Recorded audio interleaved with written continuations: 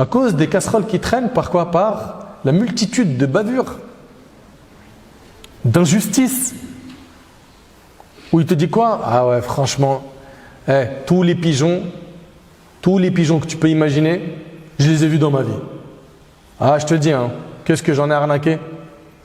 Mais toi, ce que tu as oublié, c'est que, meskin, ces gens-là, Yawm al-Qiyamah, il va y avoir du monde qui t'attend.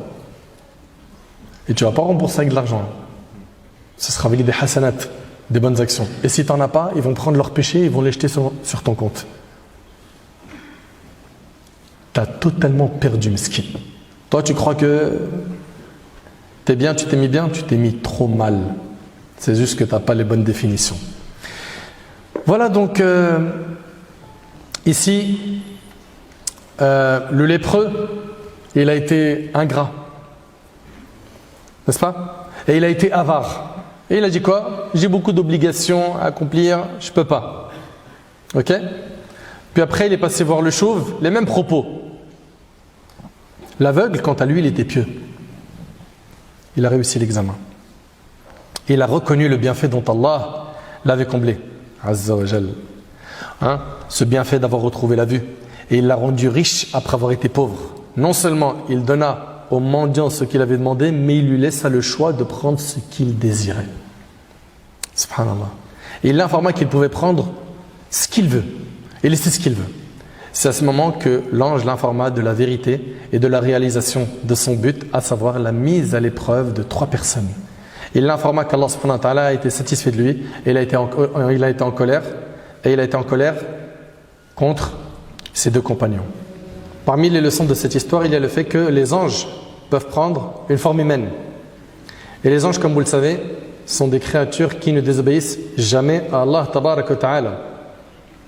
Allah tabarak wa ta'ala, en parlant des anges, il dit La ya'asuna Allah ma amarahum wa yaf'aluna ma yu'marun. Ils ne désobéissent jamais à Allah en ce qu'il leur commande, en faisant strictement ce qu'on leur ordonne.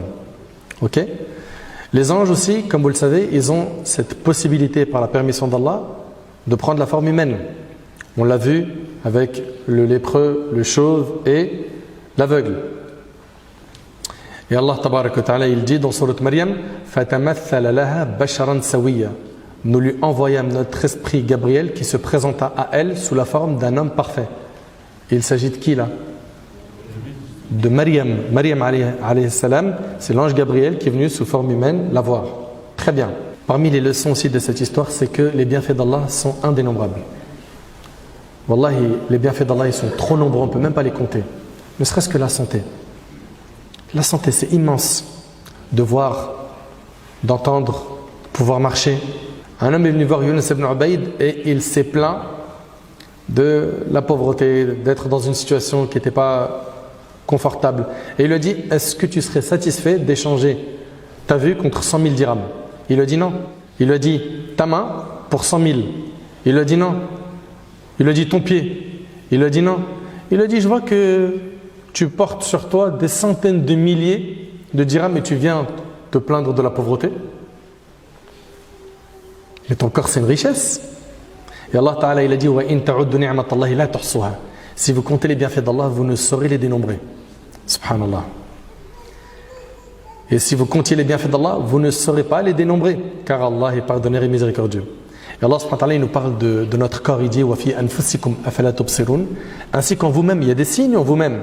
N'observez-vous donc pas? Parmi ce qui nous est demandé à nous, qui n'avons pas d'épreuves physiques, c'est de méditer sur ces gens qui sont éprouvés physiquement et de regarder en dessous de nous afin d'être très reconnaissants des bienfaits d'Allah subhanahu wa ta'ala. Le prophète sallallahu alayhi wa sallam, il a dit regardez ceux qui sont en dessous de vous et ne regardez pas ceux qui sont au-dessus de vous. Ça c'est au niveau de quoi? De la vie d'ici-bas.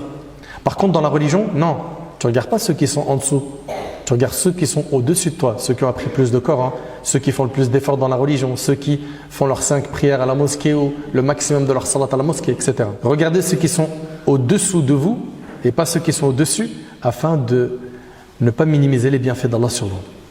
Aussi le prophète sallam, quand il voyait quelqu'un d'éprouvé, il disait Alhamdulillah alladhi afani mimma ibtalaka bihi. Il disait la louange est à Allah qui m'a préservé des épreuves dont tu es affligé. Wa faddalani ala kathirin mimman khalaqa tafdila. Et m'a préféré à beaucoup de ses créatures. Ce récit montre clairement qu'Allah subhanahu wa ta'ala va éprouver parfois par le bien, et aussi par le mal, n'est-ce pas? Par le bonheur, mais aussi par le malheur. Allah tabaraka wa ta'ala dit وَنَبْلُوكُمْ بِالشَّرِّ وَالْخَيْرِ فِتْنَةً. Nous vous éprouverons par le mal et par le bien. Vous entendez? On peut être éprouvé par le mal, mais aussi par le bien, à titre de tentation. Et l'épreuve, elle a plusieurs objectifs. Elle permet de distinguer les véridiques des menteurs. Tout le monde dit j'ai la foi, tout le monde dit moi j'aime Allah, je suis attaché à Allah, etc.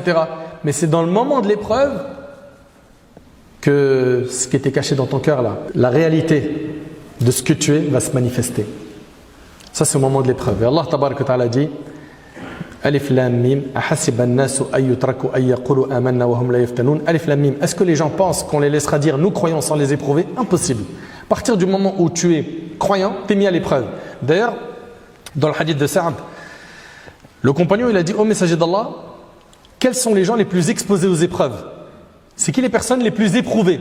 Le prophète il a dit ce sont les prophètes. Allahu Akbar. Certains pourraient se dire mais pourquoi? Mais l'épreuve c'est pas quelque chose de négatif.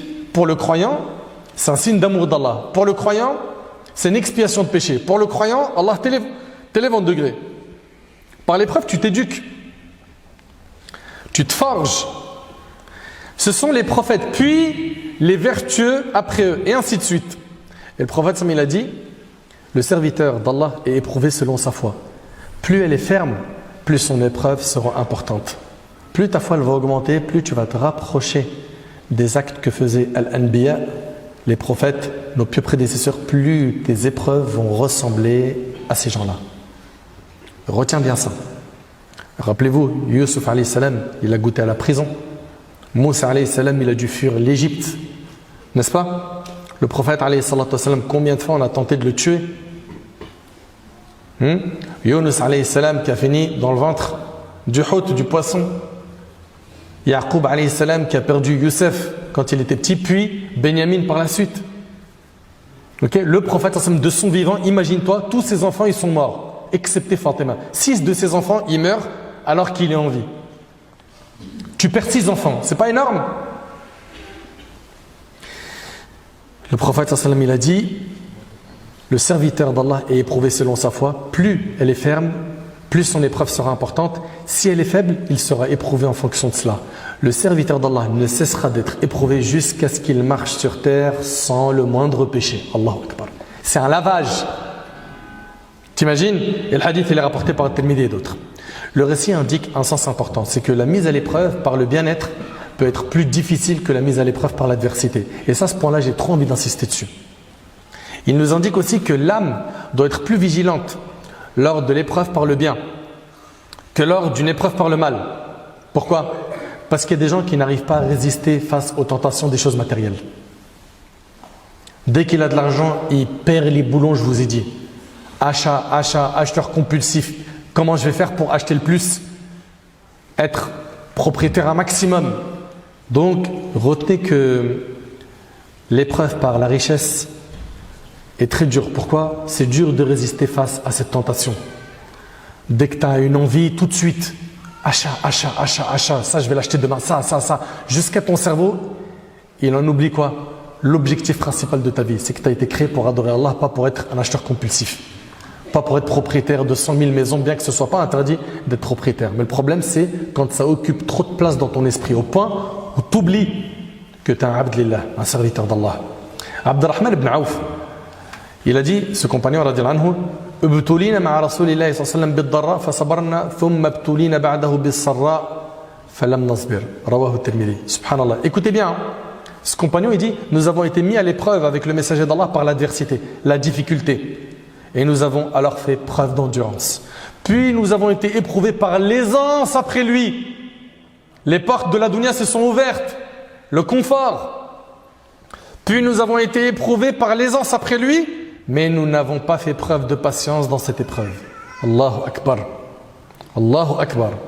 Subhanallah. L'aisance, elle engendre la mollesse. Tu deviens mou. Et fait perdre subséquemment la capacité de faire preuve de vigilance et de résistance. Tu résistes plus, tu es mou. Je veux un truc tout de suite, tu es un pourri gâté. Subhanallah. Dans cette histoire qu'on a vue, il y a deux personnes qui n'ont pas tenu face à l'épreuve de l'aisance. Le lépreux et le chauve, n'est-ce pas? Subhanallah. Ils ont échoué. Et telle est la nature des êtres humains, excepté ceux qu'Allah subhanahu wa ta'ala a fait miséricorde.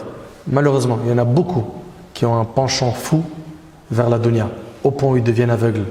Le prophète sallallahu alayhi wa sallam a dit, c'est que l'affaire du croyant est étonnante. Son affaire ne comporte pour lui que du bien. Et cette faveur n'appartient qu'au croyant. S'il est l'objet d'un événement heureux, il remercie Allah, et c'est là pour lui une bonne chose. Et s'il est victime d'un malheur, il endure, il patiente, et c'est là encore pour lui une bonne chose.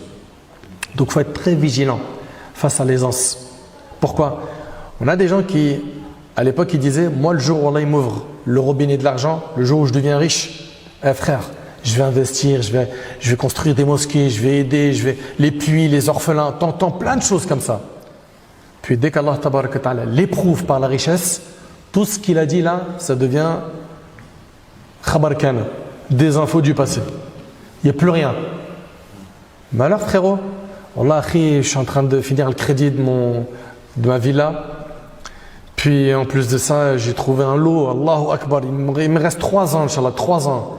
Entre-temps, il y a un tel qui est dans le besoin. La mosquée, elle réclame. Ils veulent construire une mosquée dans la ville. Ta tante, elle a besoin d'argent pour faire une opération. C'est dur.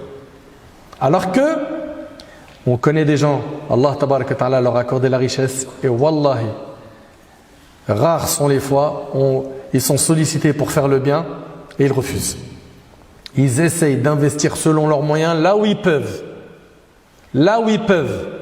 Et d'autres non, ils s'échouent. Mais attention, là on parle de quoi? De sadaqa, de sunan. Mais le problème c'est quoi? Zakat, elle sort plus. Bah ouais, parce que quand tu veux que je calcule ma zakat, mon frère, moi je brasse large aujourd'hui. Là tu me parles de faire sortir 100 000 €. C'est énorme. Mais 100 000 € sur combien? Si ça, 100 000 € c'est ton 2,5%. C'est-à-dire, c'est quoi la somme que tu as réussi à emmagasiner? Subhanallah. C'est une obligation religieuse. Combien ils sont malheureusement à ne même pas savoir comment calculer la zakat? Des fois, ils arrivent à le faire pour eux-mêmes, mais quand il a un business, il ne sait pas qu'il y a zakat à moi le tijara. Il n'en a même pas entendu parler, qu'il y a zakat sur le commerce. Il ne sait même pas que ça existe. Faites attention à tout ça. On a tous des comptes à rendre. Ça, c'est un point que je veux que vous reteniez.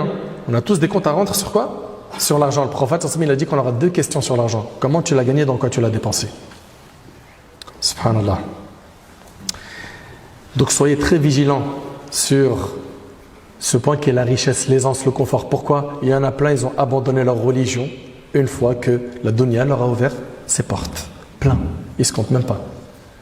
Il s'est retrouvé à investir, et maintenant, comme mon temps ne me permet pas de payer mes crédits, je vais faire 2 boulots, voire 3.